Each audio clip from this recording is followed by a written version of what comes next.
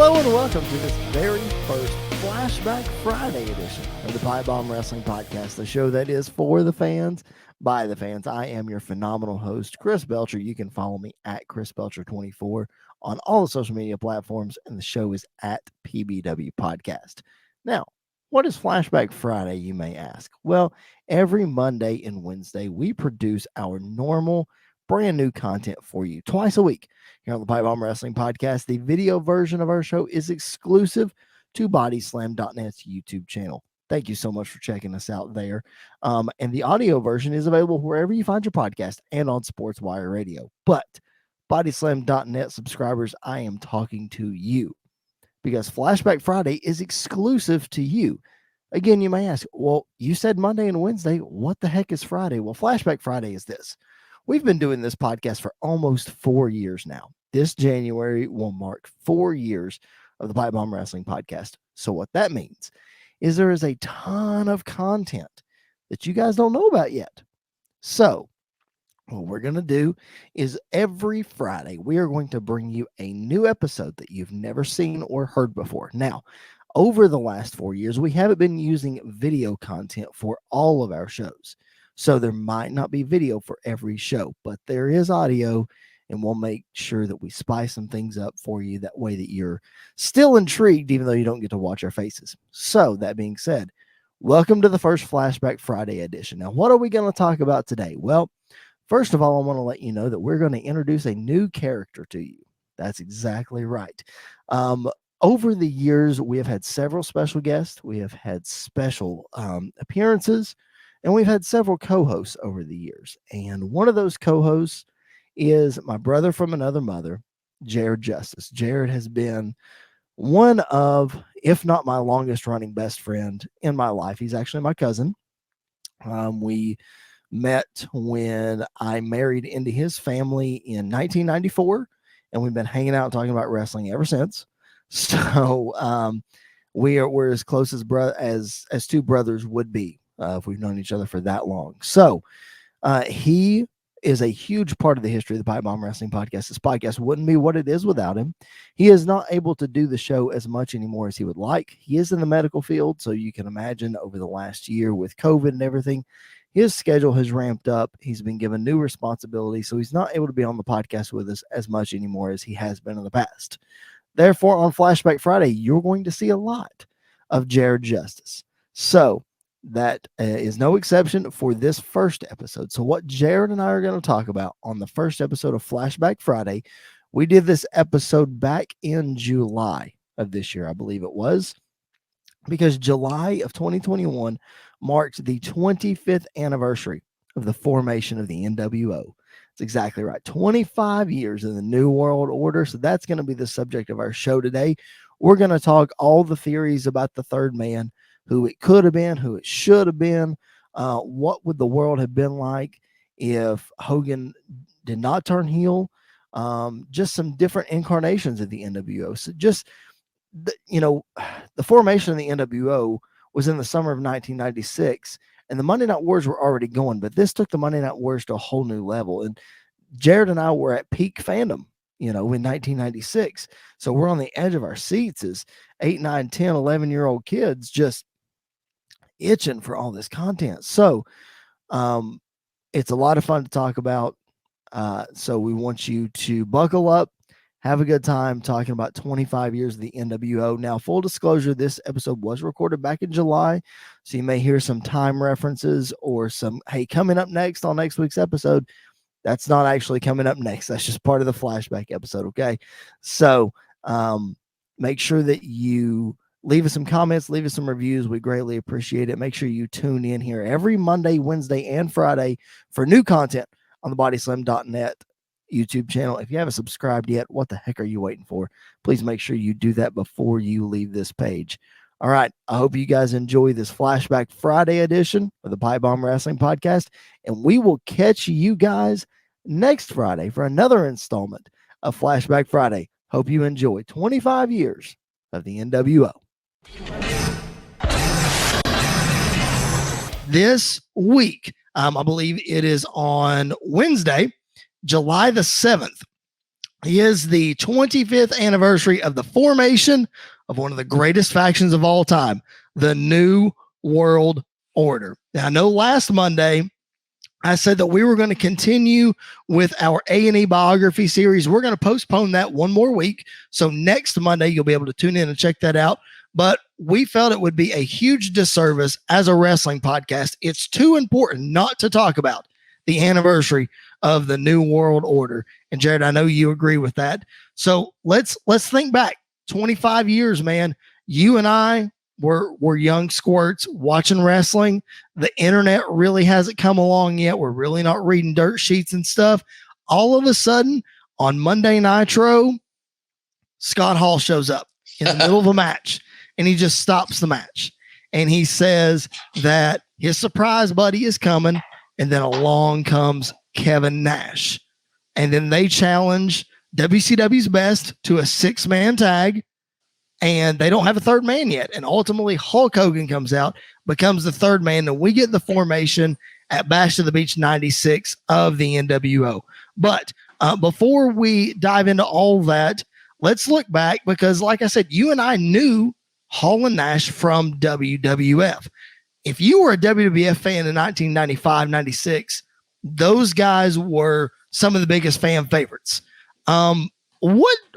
Take me back to you in 1996. What were your thoughts the first time that you saw Scott Hall and then, of course, Kevin Nash show up on Nitro and basically say they were taking over? Man, it was crazy. I remember Scott. I see. I'm looking at how ridiculous I am right now. I'm so glad. But I'm going to wear this get up for the whole show. Okay.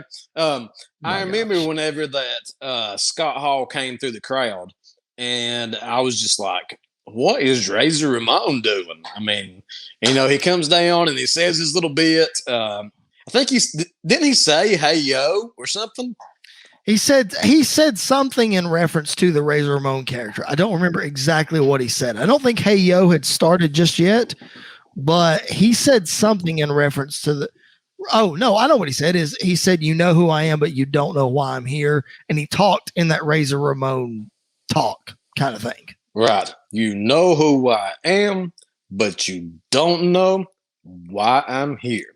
Exactly. And so I was just like, what is Razor Ramon doing on WCW? I was like, okay, so I guess WWF and WCW have come together and they're going to work together to form this crazy angle. I mean, that was the first thing that I thought. It never really dawned on me that Scott had left the WWF and was no longer going to be known as Razor Ramon. Right. And I sure didn't think that Diesel was going to be following him there. Right. So, I mean, it was mind blowing. It really was. I mean, I can remember being, because I'm an ultimate Shawn Michaels fan. So these guys were Shawn Michaels' best friends. And even though that I didn't know that they were like the best of friends, they were always on screen together and you could always see their friendship on screen. So I'm thinking they wouldn't leave the WWF. There's no way. They're some of the biggest superstars in the WWF. Why would they leave? So I don't know that it entered my mind that WWF and WCW were kind of joining forces. Maybe it did. I don't know. All I really remember, man, is I got to go to a WCW house show in the summer of 96. Oh, so jealous. I know. So jealous. So it was after both of them debuted, talking about Hall and Nash, and before Bash at the Beach. So it's probably somewhere around June of 96, somewhere in that range. We sat right above the entranceway, and my brother and I thought it was so cool that when they came back from the entranceway, we got to yell, "Hey, Razor!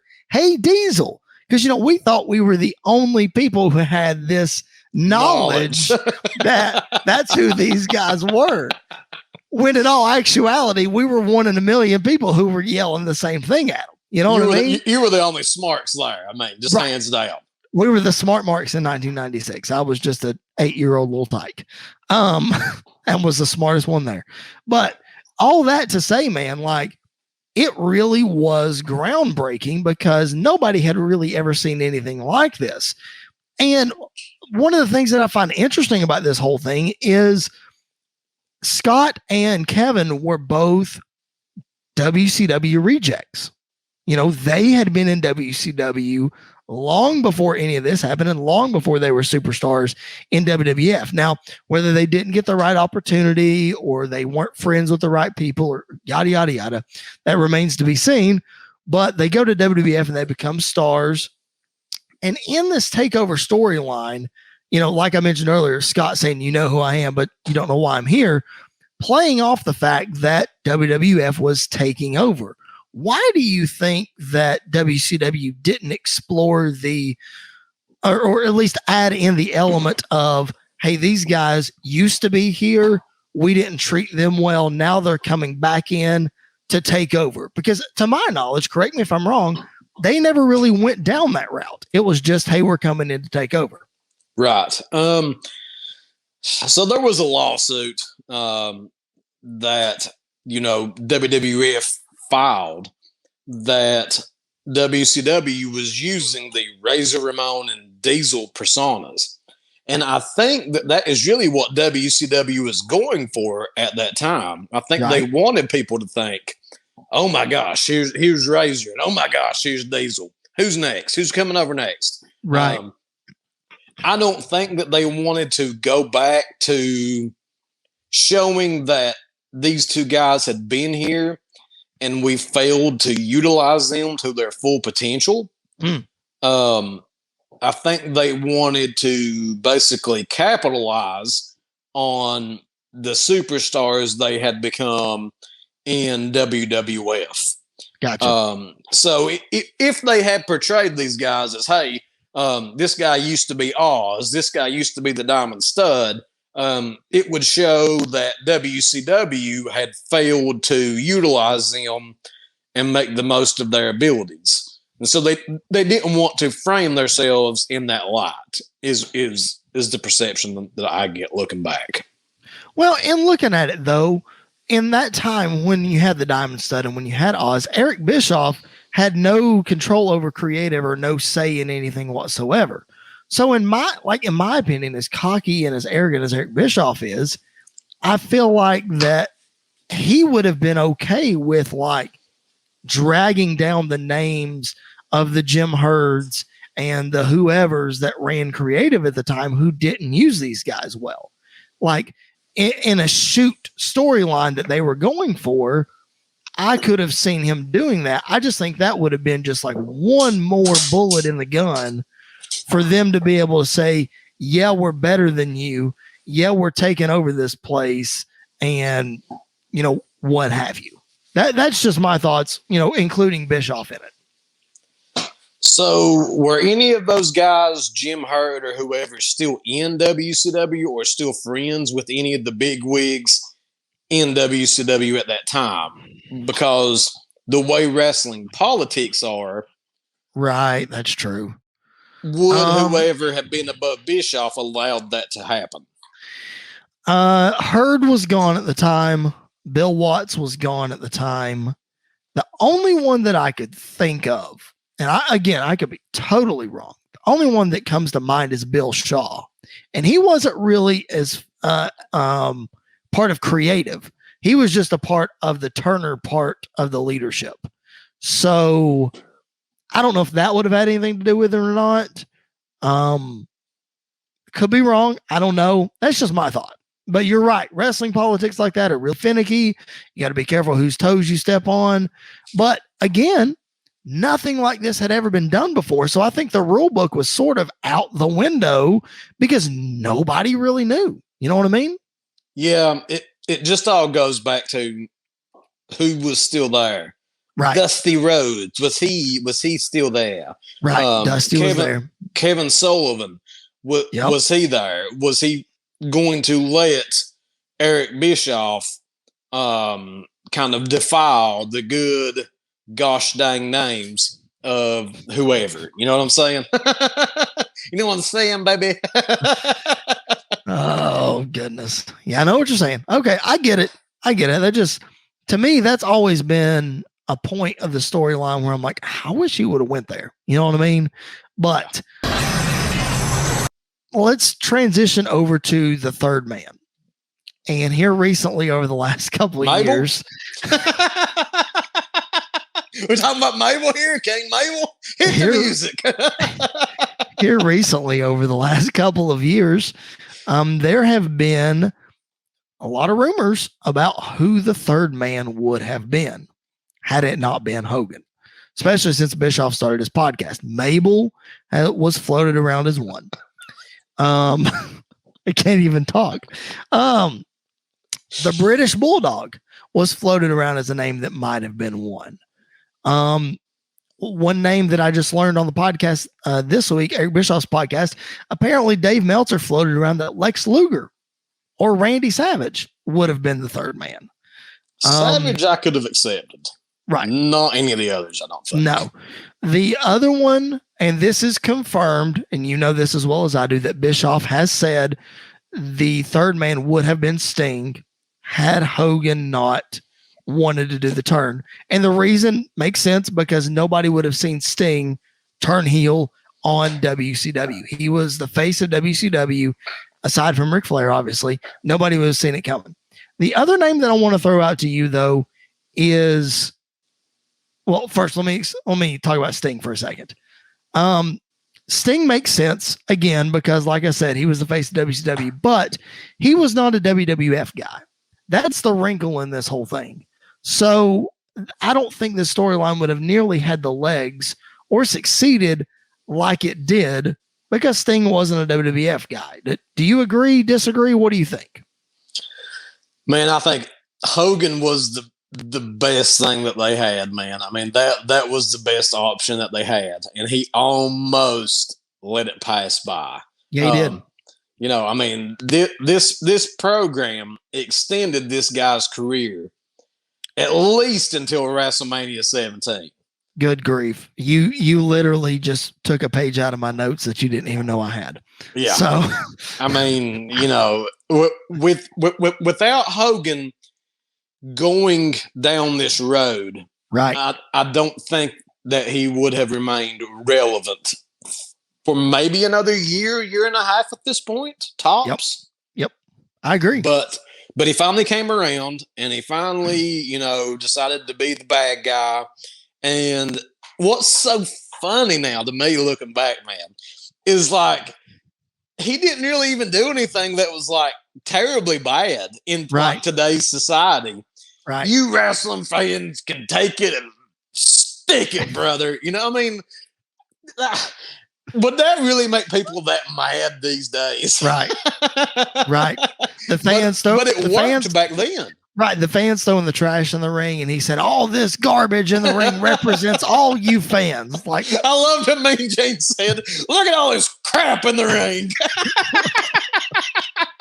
You ought to be ashamed of yourself, Hulk Hogan. Yeah. I miss Mean Gene. So let's go down that road for a second, because like I said, you took a page out of my notes. So let's go there, and then I'll jump back to the second part of that question, because I think it's really important that we dive into another perspective on the third man. Hulk Hogan, like you just said, it extended his career at least until WrestleMania 17.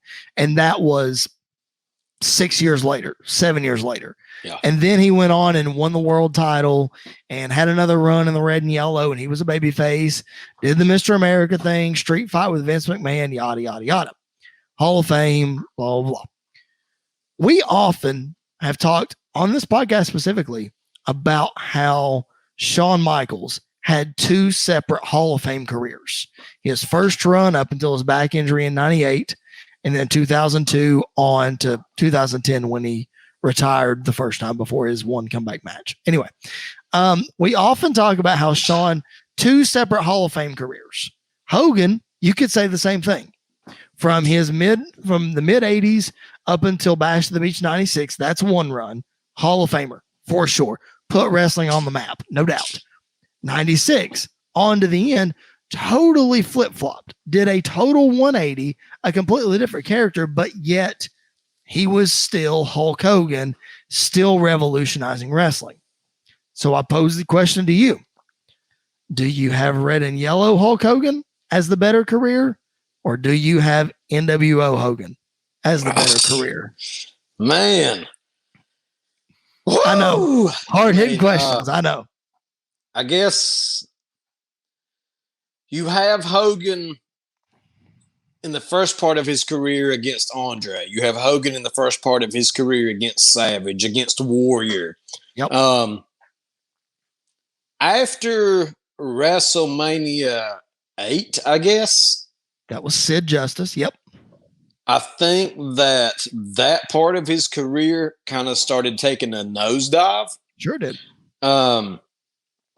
And so then you look at what he builds up to with the formation of the NWO, that shocking night at Bash at the Beach. Yep. And you fast forward to WrestleMania 17, him against The Rock. I mean, have you ever heard that kind of ovation? I mean, I don't want to say my left nut, but I would give a lot to have been in the building that night and I heard that ovation and felt that electricity, because that's never going to happen again. How about giving up your left big toe? I like my big toe. I mean, I like my left nut too, but I was going to say, if you got to pick one or the other, I guess toe. Yeah, I really okay. Up. But anyways, you just look at the formation of the NWO all the way to him against The Rock, and how much? I mean, what would you have given to have been in the building that night whenever he drops the big leg on Savage at Bash at the Beach, or whenever that he comes out and the crowd turns on The Rock, man, and takes Hogan's side? I mean, I think the second half. You say the second half. I'm going to say the first half. And here's why. Because I think it's really hard to argue the success of putting wrestling on the map, period. There would be no WrestleMania without Hulk Hogan. So to begin his wrestling career, strapping the rocket to him, as they say, putting the world title on him in 84, riding it all the way into the rock and wrestling, the MTV stuff, the Arsenio Hall stuff, Mr. T, the movies. Then you've got WrestleMania. You've got body slamming Andre in the Silverdome, brother, in front of 93,000. I just think it's hard to argue the first half of his. Now, the second half of his career, again, 180, some incredible moments after that. But I think that, I don't know, I just think the first half, that's when people became enamored with Hulk Hogan. And that's what, to me, the second half wouldn't be nearly as good if half of the first half hadn't happened. If you just had him in a couple of world title runs and he was a big star coming to WCW, okay, that's cool. But it's like saying we don't call tissues all the time. We call them Kleenexes. It's the brand. Same thing with bandages. We call them Band-Aids. You didn't say wrestling in the 80s. You said that Hulk Hogan stuff. You can make that argument, and I agree with it. Right. But would wrestling have survived if you hadn't had the second part of Hogan's career? That's a good point. I don't know that it would have.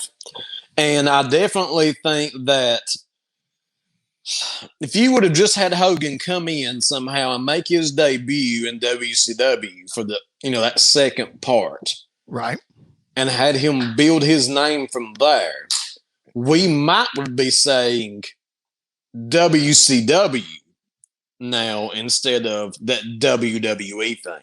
Right. So either way you go, I think is a valid point. Right. I agree. It's the Pipe Bomb Wrestling Podcast. It's just a fun debate. That's what we do. I just thought it was dropping bombs. Let's dive into one more thing about Hulk Hogan real quick. Because obviously that's the main reason that we're here. Hulk Hogan is what set this thing ablaze. If it hadn't been for Hulk Hogan, the NWO would not be the success that it is. I was listening to Hogan's interview on After the Bell with Corey Graves right around WrestleMania time. So that was a couple of months ago. He was talking about how he had the idea that in 1990, in his run with the Ultimate Warrior, that he approached Vince with this Hollywood Hulk Hogan character. in 1990, and he wanted to turn heel. Hogan said this? Yes, Hogan said this.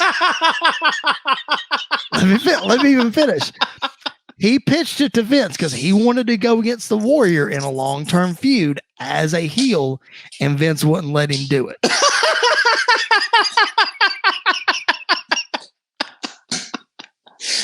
Whew, I mean, can you believe anything? I mean, if Hogan said that the sky was blue, I would say lie.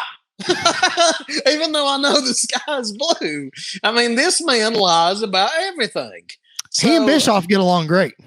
Well, they're both liars. I know. I mean, and you love him, especially Bischoff. You love his podcast. I cannot stand the man, nor his podcast. I can't take it. His voice is monotone. He lies about everything.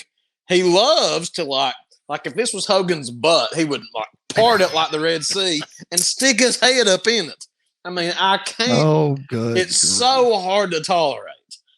I mean, let me take this a bit further. Not the butt part, but this Hogan story. Let me take it a bit further. Okay. So that was in 1990. Hogan says he pitched this idea to Vince, and Vince said, no way, it's not going to work.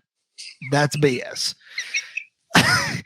The other reason that story is BS is because Bischoff is on record, extensively talking about how Hogan was pushing back, and they didn't know if Hogan was going to do it till he showed up at the building, and Hogan did not want to turn heel, blah, blah, blah. Well, apparently on Bischoff's podcast this past week, they were talking about Bash to the Beach, and they did a watch along of the whole show. So it's not just about the NWO. I do recommend it because it was actually really good, but of course you did. He said, Conrad was asking him about, if anybody pushed back on Hogan turning heel, like within the Turner organization, or, what kind of convincing it took to get Hogan. And Bischoff was like, no, Hogan was on board because Hogan, they asked about when he thought the red and yellow was going stale, that gimmick. And Bischoff said, yeah, Hogan thought it was going stale about 6 months after he entered the company. He was already talking about turning heel because he wasn't getting the response that he thought he was going to get. I mean, come on. Like it's totally contradictory to everything that any of them have said about anything. They change their story every time they talk about it.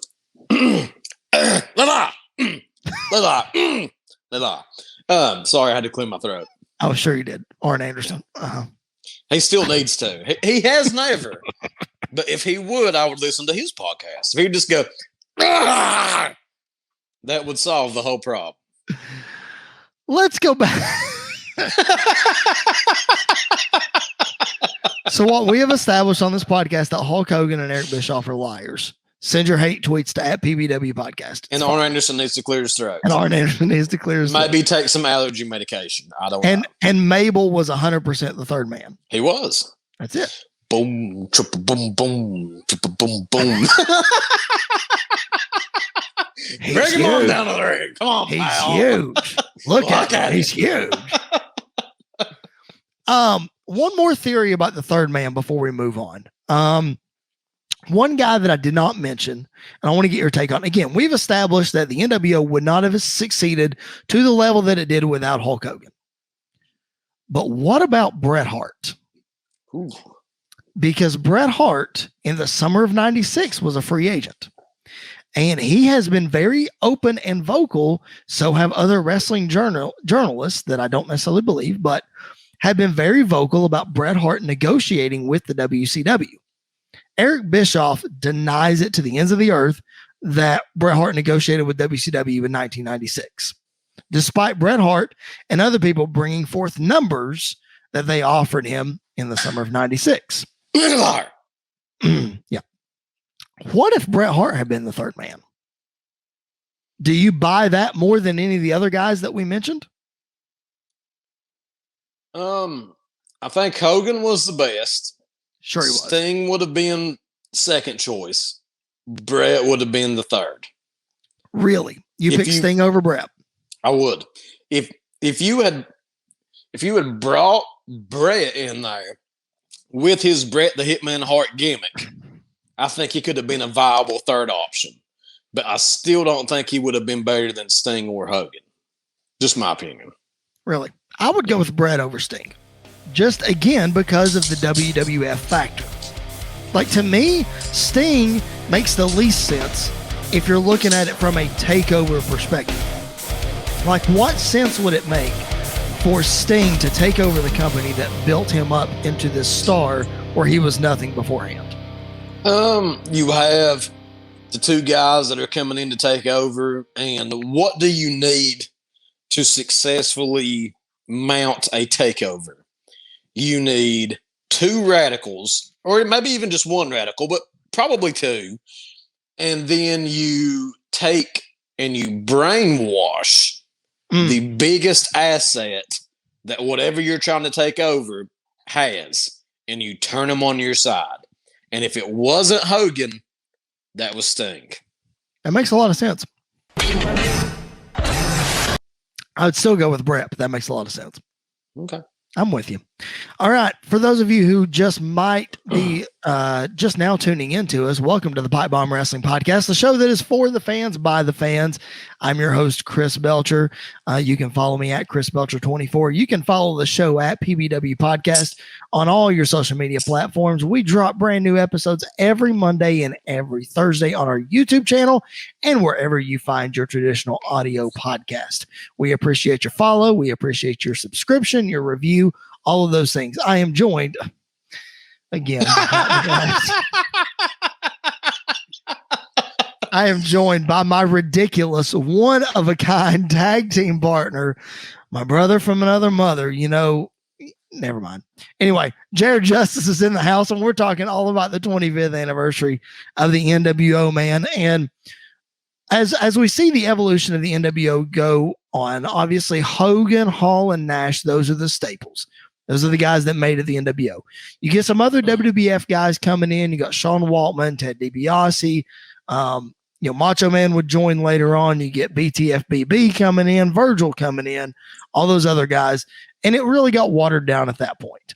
But the NWO was at the top of its game from July of 96 at Bash of the Beach.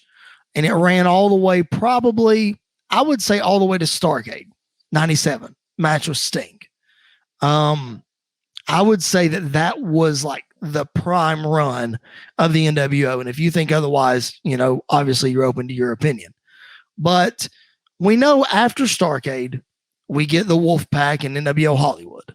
And then they break up and then they try to form again. And you got, all that kind of finger poke of doom and all that craziness.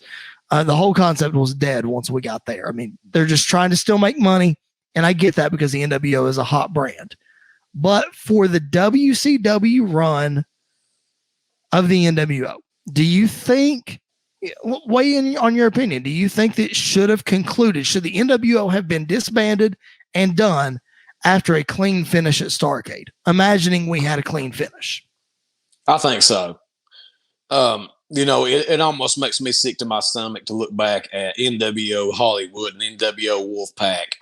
And, you just told me about a brand new figure that you had got, a rare collectible, if you will, of Sting and his Wolfpack, the cherry-faced, the cherry-faced Sting. And it makes my stomach hurt to think back of whenever that you had friggin' Virgil meat sauce working at Olive Garden in the NWO. And you had a wolf pack, and you had, dum dum cha dum dum dum. It was horrible. But it was so popular. It was so popular. It was until they destroyed it. That's true. That was the beginning of the end of nothing else. Meat sauce is probably the beginning of the end. But if that wasn't, then all this other wolf pack crap was. Come on. Meat sauce. On one, you gotta stop it. You gotta stop it. On one hand, I can see it because they were still making money hand over fist with the NWO gimmick, even with the Wolfpack, because then you have the good guys NWO, and then you have the bad guys, then you have them going at it. And I don't know, man.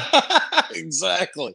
I don't know. Exactly. What that expression you just gave is how I feel about all that. Okay. Hindsight being 2020, obviously we can see that it was watered down and it didn't work. But in your fandom in 1998, how do you remember how you felt about the split NWO and all that kind of stuff? That was around the time I quit watching WCW. Really? Yeah. I still watched it some, but getting into like 99 WCW, definitely 2000 WCW. I mean, I was barely watching. Yep. So I was still watching WWE, but you know, right. This was getting around the time, like I said, whenever I was in high school, other things mattered. Get ready to go into college. I mean, it's just true. It just wasn't. The product was not good enough to keep me hooked.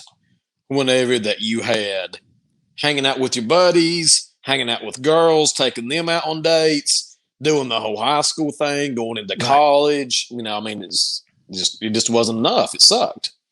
Well, yeah, I was checked out of WCW around the mid 2000 anyway, so I'm totally with you. I mean, they even had a daggum NWO that had Bret Hart, Jeff Jarrett, Kevin Nash, and I don't know who else was in there. So it was awful. But anyway, WWE tried their hand at the NWO as well in 2002.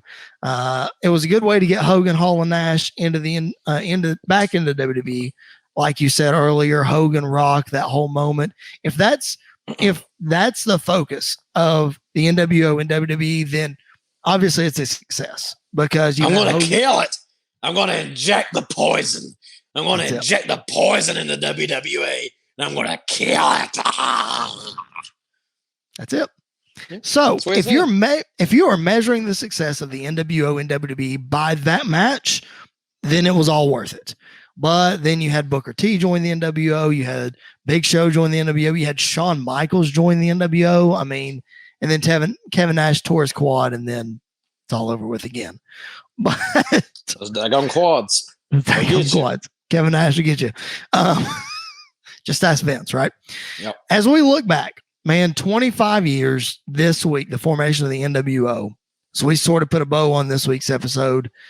What do you think the legacy of the NWO is for the wrestling business? I know that's a really loaded question, but if you had to sort of sum it up, what does everybody remember the NWO for?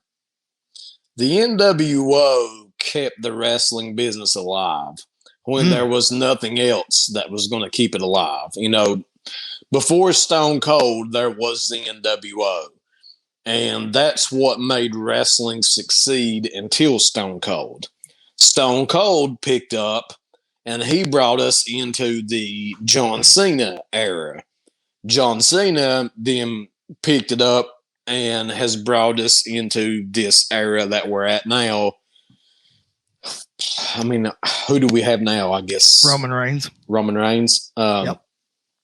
So you basically had Hogan, and Hogan brought us into NWO. Yep. And he joined NWO, and NWO brought us to Stone Cold. Stone Cold brought us to Cena. Cena brought us to Roman. Right. Without the NWO, I don't know that wrestling would still be what we know it as, or would even still exist, maybe. Right. I don't know that we could have made it to Stone Cold without the NWO. I mean, Scott Hall has been very vocal recently about saying that he still receives some pretty hefty royalty checks from the WWE for NWO merchandise. Right. So 25 years later, they are still making waves and they are still gaining new fans, keeping the old fans. NWO was unlike anything that we have ever seen in the wrestling business and ever will see in the wrestling business. So that now begs the question. A while back, we had a debate about factions in the history of professional wrestling. Does the NWO top the list as the greatest faction of all time?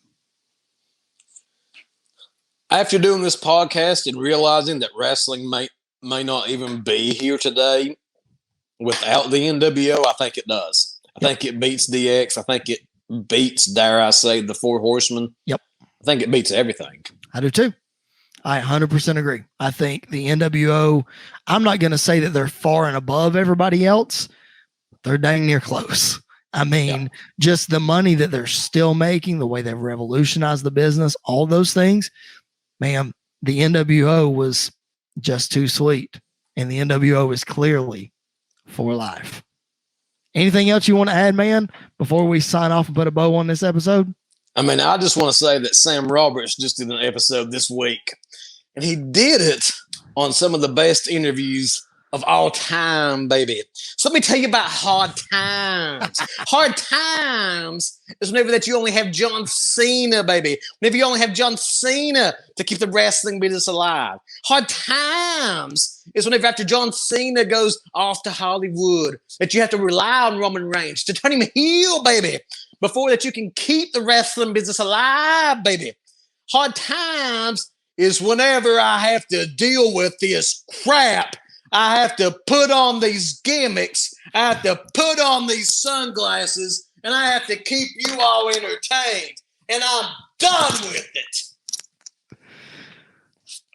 I'm so glad that there's a video version of this podcast. If you guys are not subscribed to our YouTube channel, what the heck are you waiting for? This is why it's called the Pipe Bomb Wrestling Podcast, because that was just a bomb of a promo. We greatly appreciate your support. You can continue to support us over at prowrestlingtees.com/PBW podcast. Buy a fancy t-shirt. Jared, anything else? There's the belt.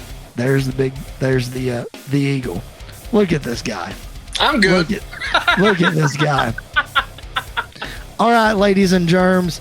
I am your phenomenal host, Mr. Podcasting Chris Belcher. This has been the Pipe Bomb Wrestling Podcast. 25 years of being too sweet, the NWO. Thanks for checking out the show. Hit that subscribe button, and we will catch you guys down the road.